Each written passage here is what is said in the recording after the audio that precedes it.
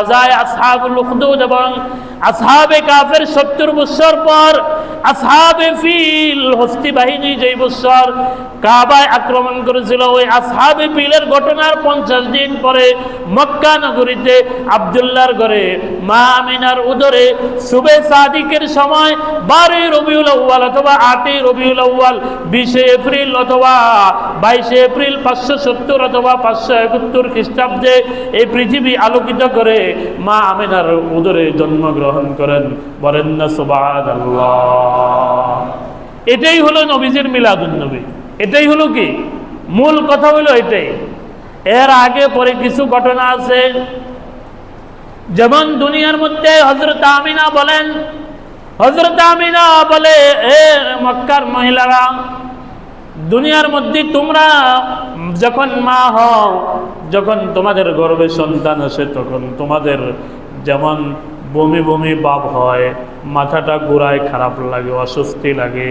হযরত আমিনা বলে, এ মক্কার মহিলারা, আমার সন্তান মুহাম্মদ যখন আমার গর্ভে আসে, আমার কাছে অন্যান্য স্বাভাবিক মহিলারা যেমন আচরণ বোধ করে, বমি বমি ভাব হয়, অসুস্থ লাগে, মাথা উঠাইতে পারে না। কি বলেন, ঠিক না বেঠিক?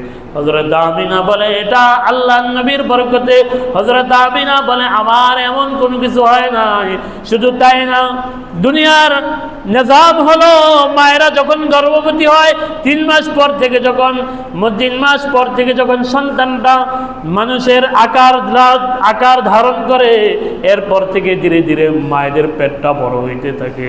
হযরত আমিনা বলে, আমি গর্ভে ধারণের পূর্বে যেমন ছিল আমার পেটটা, আমার সন্তান মুহাম্মদ যখন আমার গর্ভে আসে, একেবারে ভূমিষ্ঠ হওয়ার আগ পর্যন্ত আমার পেট একই অবস্থায় ছিল। বলেন না সুবহানাল্লাহ।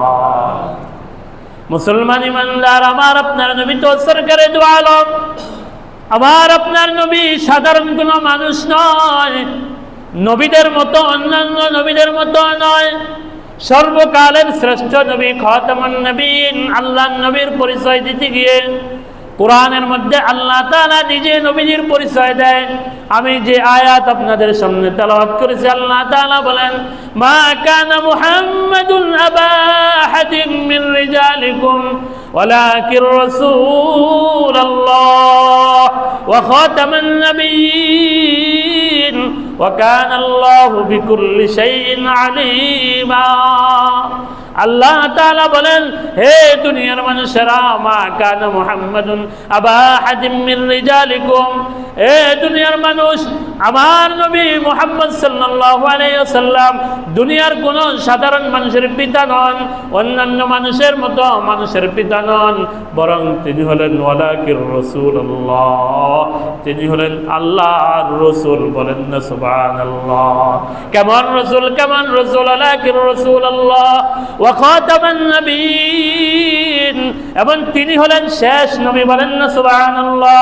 অন্যান্য নবীদের পরে যেমন আরো নবী আসছে, হযরত আদম আলাইহিস সালামের পরে নবী আসছে, হযরত নূহ আলাইহিস সালামের পরে নবী আসছে, হযরত ইব্রাহিমের পরে নবী আসছে, হযরত সুলাইমানের পরে নবী আসছে, হযরত ইউসুফের পরে নবী আসছে, হযরত মূসা আলাইহিস সালামের পরে নবী আসছে। কিন্তু আমার আপনার নবীর পরে কিয়ামত পর্যন্ত আর কোন নবী আসবে না, কারণ আল্লাহর রাসূল আয়াতের ব্যাখ্যা করে জানা যায়, ক্বালান নবী সাল্লাল্লাহু আলাইহি ওয়াসাল্লাম আনা খাতামুন নবিয়্যিন লা নবিয়্যা বাদি, আমি শেষ নবী, আমার পরে আর কোন নবী আসবে না।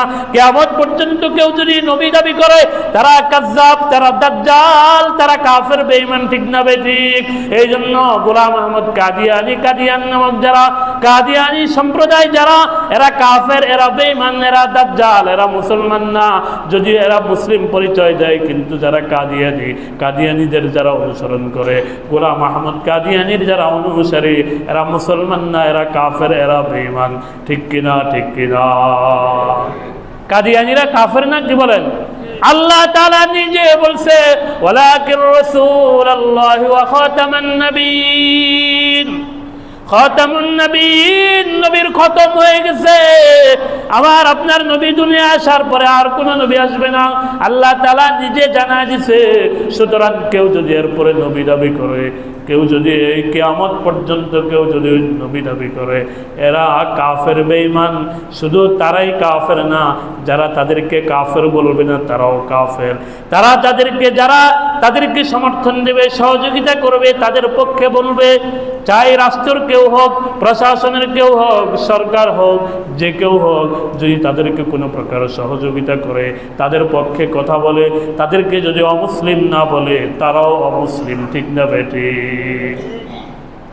এই জন্য মুসলমান ইমানদার, মা আমিনা, হযরত আমিনা, শুধু তাই না, আল্লাহু আকবার, আমার আপনার নবী কেমন নবী! হায় হায়, দুনিয়ার নিজাম হলো সন্তান দুনিয়ায় আসার পরে, দুনিয়ায় আমার আপনার সন্তান যারা দুনিয়ায় আসছে, দুনিয়ার সব মানুষের নিয়ম হলো সন্তান দুনিয়ায় আসার পরে 7 দিন পরে সন্তানের নাম রাখে, আকিকা করে। ঠিক না বেটি? সপ্তম দিনে গিয়ে আকিকা করে, সপ্তম দিনে গিয়ে নাম রাখে। কিন্তু আল্লাহু আকবার, আমার আপনার নবীর নাম হযরত আমিনা বলে, আমার সন্তান যখন গর্ভে আসে, এরপরে রাত্রে কে যেন আমাকে জানায় দেয়া যায়, তোমার গর্ভে যে সন্তান আছে, এই সন্তান আখিরি জামানার পয়গম্বর হবে, এই দুনিয়ায় হেদায়েতের আলো জ্বলবে, এই নবীর হাত ধরে এই দুনিয়ায় ইসলাম প্রতিষ্ঠা করবে, আল্লাহর দ্বীন প্রতিষ্ঠা করবে। এই নবীর হাত ধরে সারা পৃথিবী আলোকিত হবে, অন্ধকার দূর হবে। এ তোমার সন্তান যখন দুনিয়ায় আসবে, তুমি এর নাম রাখবা মুহাম্মদ, এর নাম রাখবা মুহাম্মদ। দুনিয়ায় এর নাম হবে মুহাম্মদ, আর আসমানে এর নাম হবে আহমদ। বলেন না সুবহানাল্লাহ?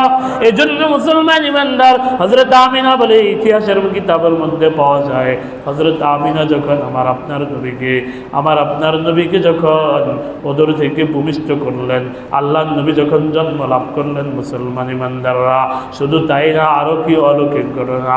দুনিয়ার মানুষ যখন দুনিয়ায় আগমন করে, জন্মগ্রহণ করে, 5 বছর 7 বছর হইলে একজন হাজাম দিয়ে, ডাক্তার দিয়ে সুন্নতে খতনা করে।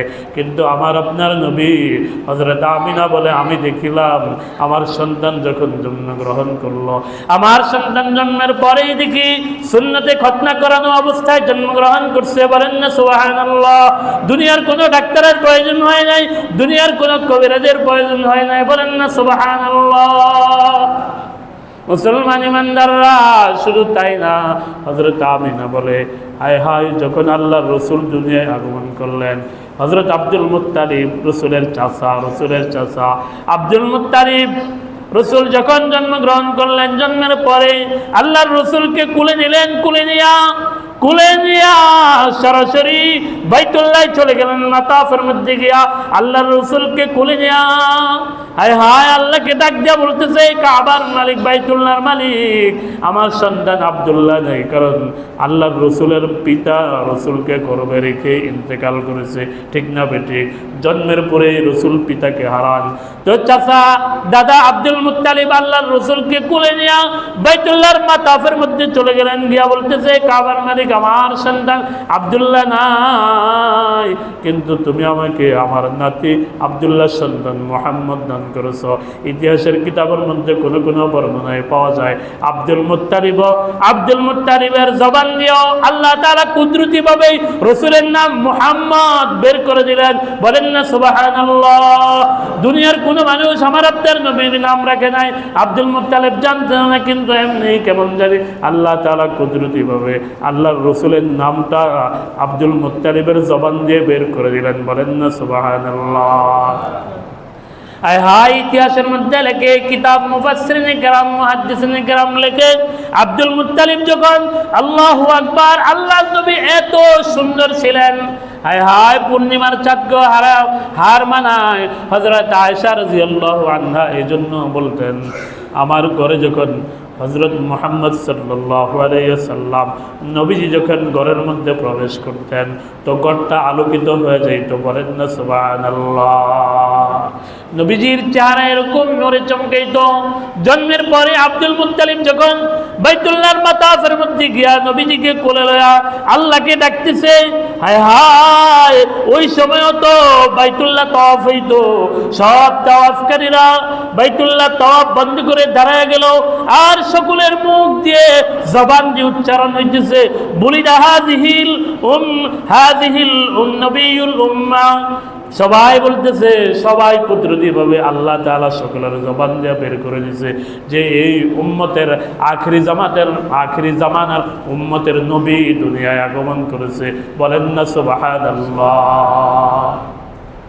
সবাই বাইতুল্লাহর মধ্যে যারা উপস্থিত ছিল সবাই আওয়াজ দিতেছে আর বলতেছে, সবাই বলতেছে, আরে আখিরি জামানার উম্মতের নবী দুনিয়ায় এসে পড়ছে। বলেন না সুবহানাল্লাহ। কারণ আল্লাহর রাসূলের আলোচনা আল্লাহ তাআলা পূর্বের সব নবীদেরকে দিয়া করাইছে। বলেন না সুবহানাল্লাহ। সব নবীদের দিয়া, সব নবীরা জানতো আল্লাহ রাসূল দুনিয়ায় কখন আসবে। তাওরাতের মধ্যে নবীর আলোচনা হয়েছে, জাবুরের মধ্যে নবীর আলোচনা হয়েছে। এই জন্য নবীজি দুনিয়ায় আসার আগে আগে তাওরাতের পণ্ডিত যারা ছিল, জাবুরের পণ্ডিত যারা ছিল, এরা তাওরাত পড়া তাওরাত দেখা দেখা, জাবুর দেখা দেখা নবীজির আকার আকৃতি কেমন হবে, নবীজির চেহারা কেমন হবে, নবীজি কোথায় জন্মগ্রহণ করবেন, কোন দেশে জন্মগ্রহণ করবেন, কোন বংশে জন্মগ্রহণ করবেন, জন্মের পরে নবীজি সাল্লাল্লাহু আলাইহি ওয়াসাল্লাম কোথায় যাইবেন, নবুয়ত পাওয়ার পর নবীজি কোথায় যাইবেন, মদিনায় হিজরত করবেন, সিরিয়ায় শাম দেশে ব্যবসার জন্য যাইবেন, এই সব কিছু জানতো। এই জন্য আল্লাহর রাসূলকে দেখলেই এরা চিনা ফেলতো। বলেন না সুবহানাল্লাহ। আল্লাহু আকবার। কেমন দামি নবীর উম্মত আমরা, যে আল্লাহর রাসূলকে পূর্বের পণ্ডিতরা যারা তাওরাত জবর ইনজিলের লেখাপড়া করছে এরা রাসূলকে দেখলেই চিনা ফেলতো।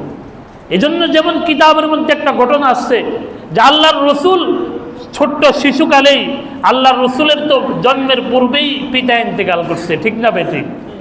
এরপরে আল্লাহর রাসূল হযরত আব্দুল মুত্তালিবের হাতে লালন পালন হয়েছেন, দাদার হাতে, দাদাও কিছুদিন পরে ইন্তেকাল করছে। এরপরে সবচেয়ে বেশি আল্লাহর রাসূলের দায়িত্ব যিনি পালন করেছেন তিনি হলেন রাসূলের চাচা হযরত আবু তালিব, ঠিক না বেঠিক? তো রাসূলকে একদিন আবু তালিব সিরিয়ায় ব্যবসার জন্য নিয়ে যাইতেছেন, সাথে নিয়ে যাইতেছে যে বাতিজাকে কে দেখাশোনা করবে, এই জন্য সাথেই নিয়ে রওনা দিচ্ছেন। তো কিছুদূর যাওয়ার পরে আল্লাহর রাসূল একটা গাছের নিচে ছায়ার মধ্যে কাফেলা অবস্থান করলেন, একটু বিরতি দিলেন। কি বলেন, ওই সময় তো এত গাড়ি ঘোড়া এ ধরনের অত্যাধুনিক প্রযুক্তি ছিল না। অনেক সময় পায়ে হেঁটেই সফর করতেন, অথবা ওট ঘোড়ার সফর ছিল। তো এরা এক এক দেশ থেকে এক দেশ যাইতে 1 মাস 2 মাস 3 মাস সময় লাগতো। তো পথেই যাত্রা বিরতি করতেন, তাঁবু টানাইতেন, রাত্র হয়ে গেলে খাওয়া দাওয়া করতেন, বিশ্রাম নিতেন, এরপরে আবার রওনা দিতেন, ঠিক না ভাই? ঠিক। ইতিহাস তালাশ করলে এমনই পাওয়া যায়। তখন তো আর এরোপ্লেন আর হেলিকপ্টার বিমানের যুগ ছিল না। তো আল্লাহর রাসূল একটা গাছের নিচে সেই রাসূল যেখানে বসলেন, একজন পাদ্রী, তাওরাতের পণ্ডিত এসে দেখলো যে এই গাছের নিচে একটা ছোট্ট শিশু মুহাম্মদুর রাসূলুল্লাহ সাল্লাল্লাহু আলাইহি ওয়াসাল্লাম বসা। দেখা তো ওই লোক চিনা ফেললো, আরে এ তো আখিরি জামানার নবীর উম্মত মুহাম্মদুর রাসূলুল্লাহ। এ তো শিশু না, এ তো আখিরি জামানার পয়গম্বর। দেখা সাথে সাথে চিনা ফেললো। কাফেলাকে জিজ্ঞাসা করলো, তোমাদের কাফেলার সর্দারকে, আমিরকে, নেতাকে? সবাই দেখা দিল এই যে আবু তালেব হলো আমাদের কাফেলার নেতা, আমির। আবু তালেবকে ডেকে বলল, এই যে এই শিশু সন্তান তোমার কি হয়, কে এটা? বলে আমার ভাতিজা মুহাম্মদ। বলে হ্যাঁ, তোমার ভাতিজা মুহাম্মদ তো অনেক দামি মানুষ, শিশু না, দেখতে শিশু হইল। এ তো আখিরি জামানার পয়গম্বর, আল্লাহর নবী হবে, আখিরি জামানার পয়গম্বর। আমরা তাওরাত জবরের মধ্যে লেখাপড়া করে যতটুকু পেয়েছি, তার চেহারা, আকার, আকৃতি এবং এই গাছের নিচে এসে বসবে, এটাও কিতাবের মধ্যে লেখা আছে। তবে তুমি সিরিয়ার মধ্যে যে কেনিয়া যাইতেছ, সিরিয়ার মধ্যে অনেক শত্রু আছে, কারণ ইহুদিরা নবীজির শত্রু, ঠিক না বেঠিক? ইহুদি খ্রিস্টানরা নবীজির শত্রু। এরা জানতো মুহাম্মদ সাল্লাল্লাহু আলাইহি ওয়াসাল্লাম যখন দুনিয়ায় আসবে, দুনিয়ায় এসে ইসলাম ধর্ম, আল্লাহর দ্বীন প্রচার করবে, এরপরে এদের সব ধর্ম বিলুপ্ত হয়ে যাইবে। এই জন্য চাচা আবু তালেবকে বলল, যদি তোমার ভাতিজার ভালো চাও তাহলে সিরিয়া সফর না করে এখান থেকে ফিরে মুহাম্মদকে নিয়ে দেশে চলে যাও, বলেন না সুবহানাল্লাহ। তো বলতেছিলাম এই যে আমার আপনার নবীকে আল্লাহ তাআলা দুনিয়ায় আগমনের পূর্বেই মানুষকে দিয়া আল্লাহর নবীর আলোচনা করাইছে। আল্লাহর নবীকে চিনতো এরা, সব নবীরাও নবীজির আলোচনা করত, সবাইকে দিয়ে আল্লাহ তাআলা আল্লাহর নবীর আলোচনা করাইছে। এই জন্য মুসলমান ইমানদার আমরা তো হতভাগা উম্মত, নবীর উম্মত হয়ে নবী চিনলাম না, নবীর উম্মত হয়ে নবী চিনলাম না, নবীর সুন্নতের অনুসরণ করি না, নবীকে মানি না। মুখে মুখে যদিও কিছু আশিকে রাসূল পাওয়া যায়, কিন্তু কার্যক্ষেত্রে গিয়া পাওয়া যায় না, নবীর সুন্নত পাওয়া যায় না। তু কুজাও সুন্নতে আহমদ কুজা, তু কুজাও সুন্নতে আহমদ কুজা, বা মুহাম্মদ কাইবুয়ার নিসবত তোরা। মুহাম্মদুর রাসূলুল্লাহ সাল্লাল্লাহু আলাইহি সাল্লামের আশিক দাবি করে, কিন্তু রাসূলের সুন্নত নাই। বছরে একবার মনে করে, বছরে একবার যদি মিলাদ পড়ায় দেয়, বছরে একবার যদি হায় হায় যদি নবীর নামে উরুস করা যায়, যদি মিছিল দেওয়া যায়, তাহলে বুঝি বড় আশিক হয়ে যায়। এ মুসলমান ইমানদার, জানিয়ে রাখিও, একটু যদি বিবেক বুদ্ধি খাটায় চিন্তা করো, আল্লাহর রসুলের যুগেও কোনোদিন রসুলের জন্মদিন পালন হয় নাই। সাহাবায়ে কেরামের যুগে, 4 খলিফার যুগে, হযরত আবু বকরের যুগে, হযরত ওমরের যুগে, হযরত উসমানের যুগে, হযরত আলীর যুগে, তাবিঈনের যুগে, তাবিঈনের যুগে কখনো মিলাদুন নবী নামে রসুলের কোনো জন্মদিন পালন হয় নাই। এখন যদি নতুন করে কেউ জন্মদিন পালন করা আশিকে রসুল দাবি করে মুসলমান ইমানদার, এটা ধোঁকা ছাড়া কিছুই না। সাহাবায়ে কেরামের সে আশিক রাসূল পৃথিবীতে আর কেউ ছিল না, আর কেউ হবে না, কারণ এরা এমন আশিক রাসূল ছিলেন, এরা রাসূলের জন্য জীবন দিয়ে দিছে। নতুন বিবাহ করছে, বাসর ঘরের মধ্যে অবস্থান করতেছে, ঢাকা এসে গেছে, উহুদের ময়দানে নবী আর দুনিয়ার মধ্যে নাই। এরা নিজের স্ত্রীকে রাইখা নতুন বিবিকে বিধবা বানাইতে কোনো কুণ্ঠাবোধ করে নাই। এরা রাসূলের জন্য বদরের প্রান্তরে জীবন দিছে, উহুদের প্রান্তরে জীবন দিছে। এরা আল্লাহর রাসূলের জন্য হিজরত করা মক্কা ছেড়ে মদিনায় চলে গেছে, জীবনের সব সম্পদ উজাড় করা ইসলামের জন্য, নবীর জন্য দিছে। এজন্য কোরআনের মধ্যে এদের নামের সাথে আল্লাহ তাআলা বলে ওয়াসাবিকুনাল আউয়ালুনা ওয়াল মুহাজিরিনা ওয়াল আনসারিল্লাযীনা ইত্তাবাউহুম বিইহসানির রাদিয়াল্লাহু আনহুম ওয়া রাযু আন। এজন্য আল্লাহ তাআলা আল্লাহ রাসূলকে দিয়ে শিখায় গেছে, দুনিয়ার আনেওয়ালা উম্মত কিয়ামত পর্যন্ত সাহাবীদের নাম শুনলেই পড়তে হয় রাদিয়াল্লাহু আনহু, ঠিক না বেঠিক? এজন্য সাহাবীদের চেয়ে বড় আশিক রাসূল আর কেউ আসেনি? বলুন সকলে আওয়াজ দিয়ে বলুন, বলুন, সাহাবায়ে কেরামের চেয়ে বড় আশিক রাসূল আছে কেউ? যেই যুগে হায় হায় 313 জন মুসলমান মাত্র উহুদের বদরের প্রান্তরে, ঠিক না বেঠিক? আরেক দিকে 1000 সুসজ্জিত সৈন্যবাহিনী। আমরা হইল তো মাঠেও যাইতাম না। আমাদের বাবা মা বলতো না না বাবা মরে যাইবি, যাইস না যাইস না, হুজুরা ডাকলেও যাইবি না, গুলি খাইবি, রাস্তায় যাইস না। এই জন্য মুসলমান আশিক রাসূল বোঝা যায় নবীর ইজ্জতের হেফাজতের জন্য রাজপথে যখন নবীর ইজ্জতের হেফাজতের জন্য যখন ডাক দেওয়া হয়, তখন কয়জন পাওয়া যায়, ঠিক না বেঠিক? ও মুসলমান ইমানদার, তাবারুকের জন্য, মিষ্টির জন্য, জিলাফির জন্য কত আশিক রাসূলে পাওয়া যায়, কিন্তু রক্ত দেওয়ার মতো কয়জন আশিক রাসূল পাওয়া যায়, ঠিক না বেঠিক?